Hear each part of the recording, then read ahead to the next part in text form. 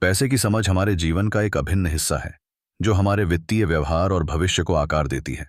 सफल व्यक्तियों की कहानियों से स्पष्ट होता है कि उनकी समृद्धि केवल काम से नहीं, बल्कि वित्तीय ज्ञान से भी आई है। यह समझ न केवल आमदनी, बल्कि निवेश, बचत और खर्च करने के तरीकों पर भी केंद्रित है।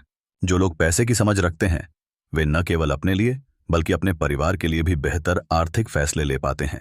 जब हम माइक की कहानी पर गौर करते हैं, तो हमें यह स्पष्ट होता है कि वह अपने पिता से सीखे गए पाठों को अपने बेटे को सिखा रहा है। यह एक सफल व्यवसाय के संचालन के लिए आवश्यक ज्ञान का एक चक्र है।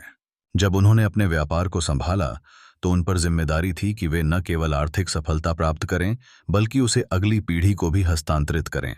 यह शिक्षा धन को सुरक्षित रखने और उसका सही उपयोग करने के लिए आवश्यक है।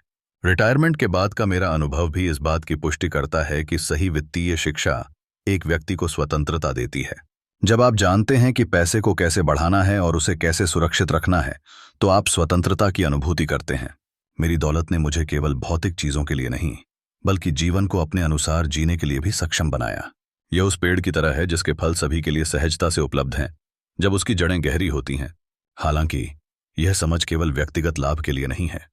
जब हम अपने बच्चों को पैसे के बारे में शिक्षा देते हैं, तो हम उन्हें केवल धन की मात्रा नहीं, बल्कि समृद्धि को बनाए रखने की कला भी सिखाते हैं।